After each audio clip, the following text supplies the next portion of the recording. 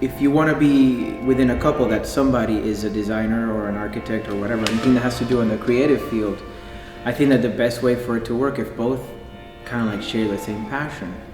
Design is 24/7. I mean, not so much about just designing lamps or things, but everything is design. And I mean, in that context, in the context of our work, we think about it 24/7, even with our kit Bao. It's just, it revolves constantly about the topic. So, I mean, if it was just one half, I just don't think it would work.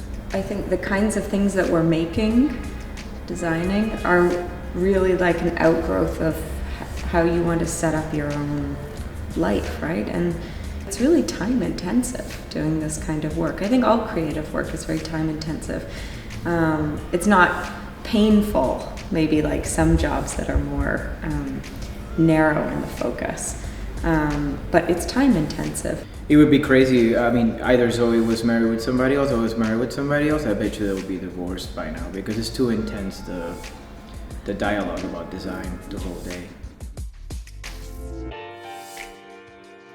The studio, up until like the first version, it was definitely a playground. I mean, a playground for design as of, we have been lucky enough to not have to work with much constraints. And I think that has served well for like being very abstract with like design solutions. The projects have a different sort of constraint as far as like the dimensions that we can operate in materials. The materials tend to be ruled by mostly Zoe's research. She's the one that really is like very obtuse, if you will, on the type of materials that we can end up working. Before I started working with David, I was much more interested in saying what are the problems and how can we reductively solve that. And I think David wasn't so much there and has been much more about making first and seeing where you go with that. And I think that's really effective in a lot of ways. I think that's it's a much more fertile way of finding solutions to problems. There's a lot more mobility in that. And I think within design you need to have a language. You need to have a vehicle. I feel pretty strongly about that now. I know that when you look at some of this stuff, you look at for example, the masks, or you look at tables like this with like the large stuff inside. You look at them and you're like, man, there's so much plastic and so much crap on those things. Not true. I mean, this is like a non-MDF material. This is water-based paint. This is Richlight, which is a surface that is made out of paper. We work as much green as possible, and it's not because I'm trying to watch on my carbon footprint. For me personally, it has to do more with like these things are gonna end up in apartments. The only thing that I would allow to have in our house that is toxic is a Gaetano Pesce piece. That's it.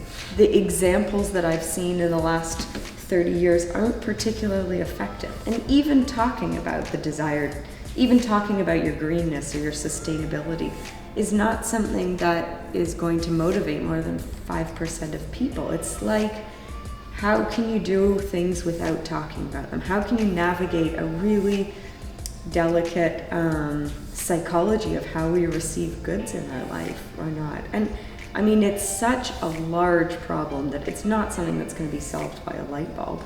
And for better or for worse, we encounter that all the time with the work, and it doesn't weight like that. But it's issues also about weight. Like I think that green also has to do with issues of weight. Just when you even try to move a piece of furniture, just think about like if we produce something and now we have to send it to Cape Town. I mean, that's nuts, you know? If you're a designer, your whole thing is to think about what are the things in our lives and how do they fit into our life in the bigger picture.